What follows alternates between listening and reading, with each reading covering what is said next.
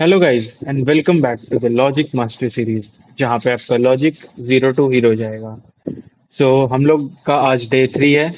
हम लोग डे 1 और डे 2 कर चुके हैं। आप लोग ऑलरेडी वो वीडियो देख चुके होंगे।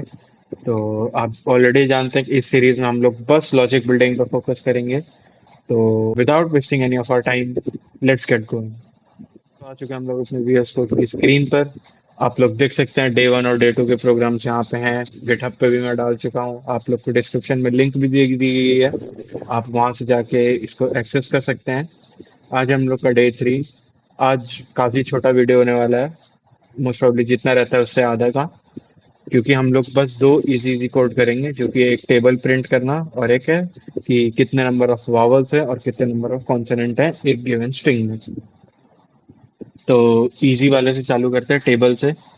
तो मोस्ट प्रोबेबली ये कोड आप खुद से अब इस पॉइंट पे आके अब आप खुद से इस कोड का लॉजिक बना सकते हो। आप पहले ट्राई करो वीडियो पॉज करके कि आप खुद बनाने का ट्राई करो। इफ बनता है तो वेल एंड गुड, वरना आप वीडियो देख के समझो और उसके बाद फिर से बिना वीडियो देख के ट्राई करना। So let's start our video. तो अगर हम लोग को एक टेबल लिखना है तो सबसे पहले हम लोग के पास वो नंबर होना चाहिए कि जिस नंबर का टेबल लिखना है, और हम लोग के पास रेंज होनी चाहिए कि कितने 10 तक टेबल लिखना है, 20 तक या 30 तक। तो हम लोग पहले इनपुट ले लेते हैं। तो सबसे पहले नंबर का इनपुट ले लेते हैं।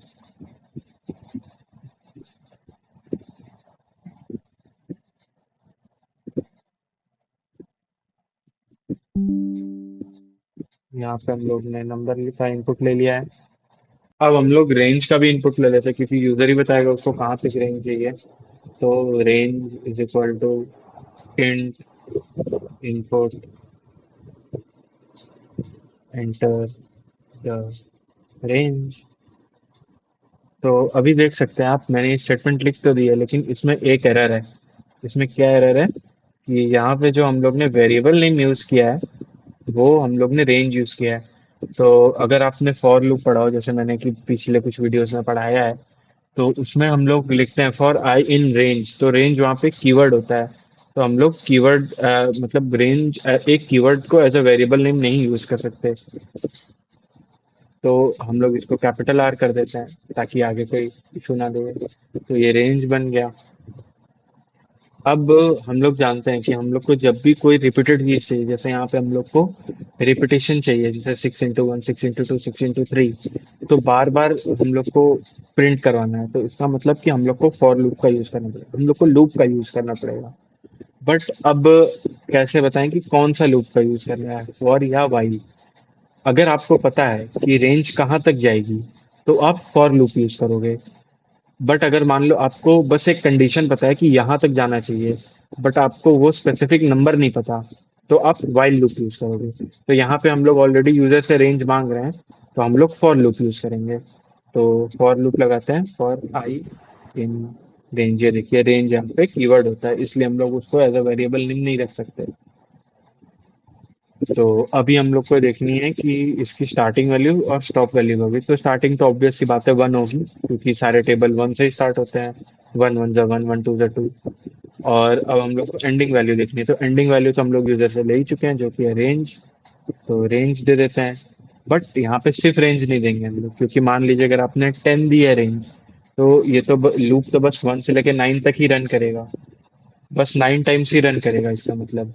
तो हम लोग को रेंज +1 करना पड़ेगा ताकि ये 10 टाइम्स रन करे। तो यहाँ पे हम लोग ने सब कुछ दे दिया है। अब फॉर लूप।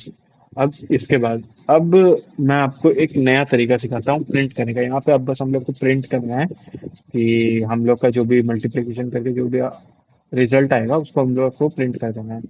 बट आप नॉर्मल की जगह एक नया मेथड सिखाता हूँ मैं आपको, एफ स्ट्रिंग जिसको हम लोग कहते हैं, या फिर फॉर्मेटेड स्ट्रिंग मेथड। तो अब आप बोलोगे कि फॉर्मेटेड स्ट्रिंग मेथड क्यों यूज करना है?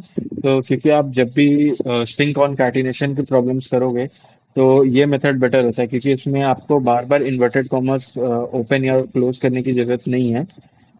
कैसे नहीं करने की जरूरत है वो सब मैं आपको बताता हूँ। देखो, जब भी आप फॉर्मेटेड स्ट्रिंग मेथड से प्रिंट करोगे, तो प्रिंट के बाद ब्रैकेट में सबसे पहले एफ आ जाएगा फॉर्मेटेड स्ट्रिंग के लिए, और उसके बाद मेरे डबल कॉमर्स। ठीक है, डबल इन्वर्टेड कॉमर्स। तो अभी ये आ चुका है। अब इसके अंदर हम लोग देंगे एक पैरेंथेसिस।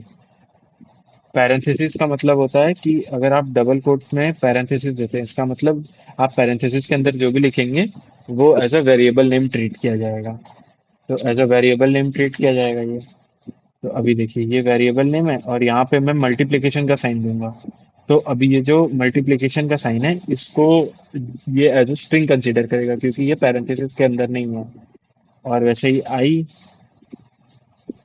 और इक्वल टू को फिर ये स्ट्रिंग करेगा और फिर यहाँ पे नम इंटू आई। आप यहाँ पे समझिए मैं 6 × 1 = 6 ऐसा टाइप का प्रिंट करवाने का ट्राई कर रहा हूँ। तो हम लोग का पूरा कोड हो गया। ये कोड बेसिकली मैंने बस एफ स्ट्रिंग का फॉर्मेट समझाने के लिए आपको लिखवाया है।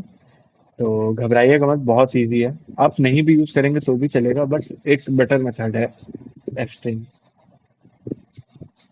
तो नंबर एंटर करते हैं हम लोग, 6 10 तक लिखवाते हैं इसका टेबल हम लोग। तो 6 × 10 = 60, देखिए 54 48 42 पूरा टेबल इसने प्रिंट करके दे दिया है। ऐसे आप किसी भी नंबर का करवा सकते हो, आपकी मर्जी है। जैसे हार्ड करवाते हैं जो मेरे को नहीं आता, 17, और इसको प्रिंट कराते हैं 20 तक। तो 340 34 मतलब 340, ठीक है। मतलब हम लोग का कोड वर्क कर रहा है। बेसिकली ये एफ स्ट्रिंग का जो फॉर्मेट है ये आप समझ लीजिएगा। कभी कभी पूछ लेता है कि इंटरव्यूज वगैरह में कि आप एफ स्ट्रिंग के फॉर्मेट से ये प्रिंट करवाओ, तब आपको ये काम आएगा। बहुत इजी कोड था, प्रोबेबली आप खुद भी कर सकते थे, इजी। तो अब आपको टेबल का कोड कोई भी लिखने बोलेगा तो आप इजीली लिख सकते हैं। तो अब हम लोग आ जाते हैं अपने सेकंड कोड पे। ये भी काफ़ी इजी कोड है, मैंने आपको ऑलरेडी यहाँ पे चेक करना सिखाया ही था डे वन में कि इस स्ट्रिंग के अंदर वॉवल है कि नहीं है। सेम चीज़ यूज़ करेंगे हम लोग, बस यहाँ पे हम लोग ने कैरेक्टर इनपुट कर रहे थे। अब यहाँ पे हम लोग एक स्ट्रिंग में चेक करेंगे। तो अब स्ट्रिंग को आइटरेट करना भी मैं इसी वीडियो में आपको सिखाऊंगा कि स्ट्रिंग आइटरेट कैसे होती है। तो चालू करते हैं। पहले एक स्ट्रिंग ले लेते हैं यूज़र से। तो इनपुट,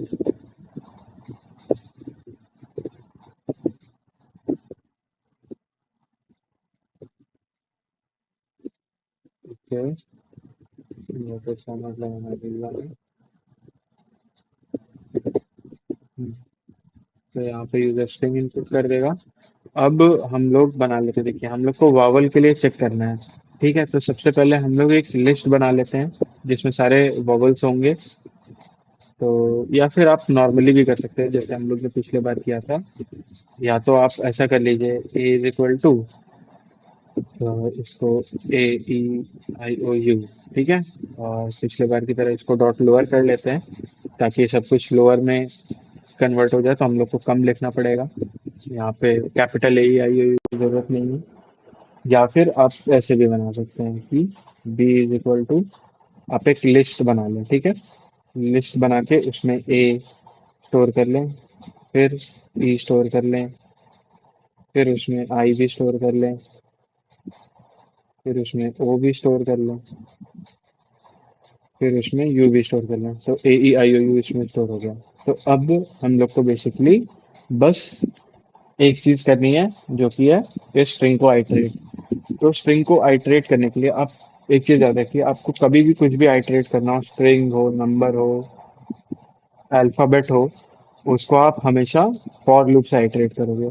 कैसे करोगे अब वो देखो आप। तो देखो हम लोग हमेशा फॉर लूप कैसे लिखते हैं, फॉर आई इन रेंज, ठीक है। बट रेंज तो हम लोग तब यूज करते हैं जब न्यूमेरिक टाइप ऑफ वैल्यू हो। यहाँ पे हम लोग के पास स्ट्रिंग है।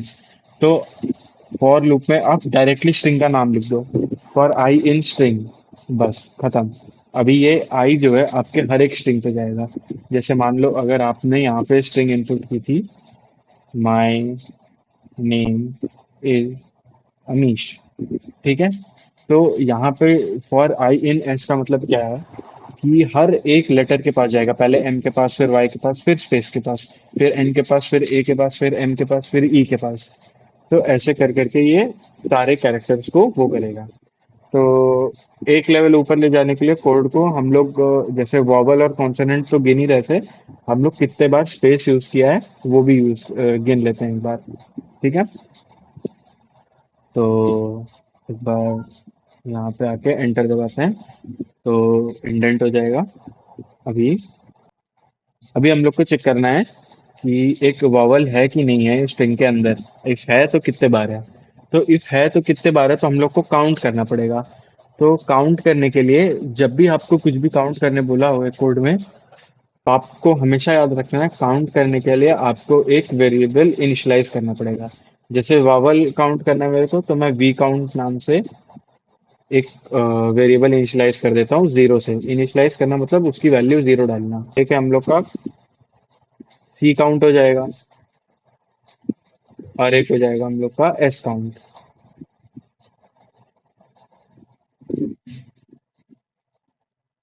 इन तीनों को हम लोग जीरो कर देंगे, वावल, कॉन्सोनेंट और स्पेस के लिए।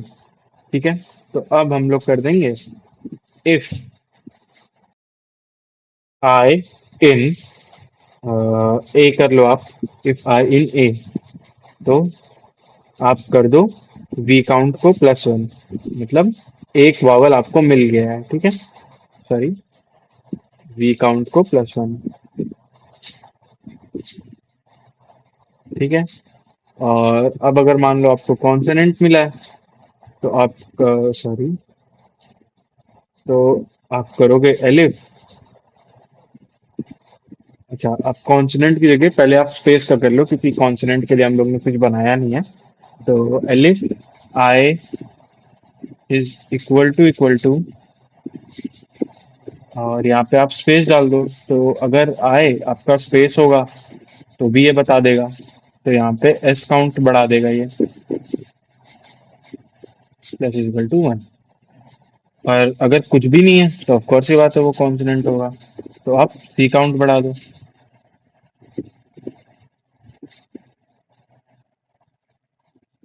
ठीक है, अभी हम लोग लूप से बाहर आके प्रिंट कर देते तीनों चीजों को।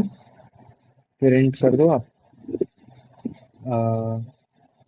वावल कितने हैं, वी काउंट।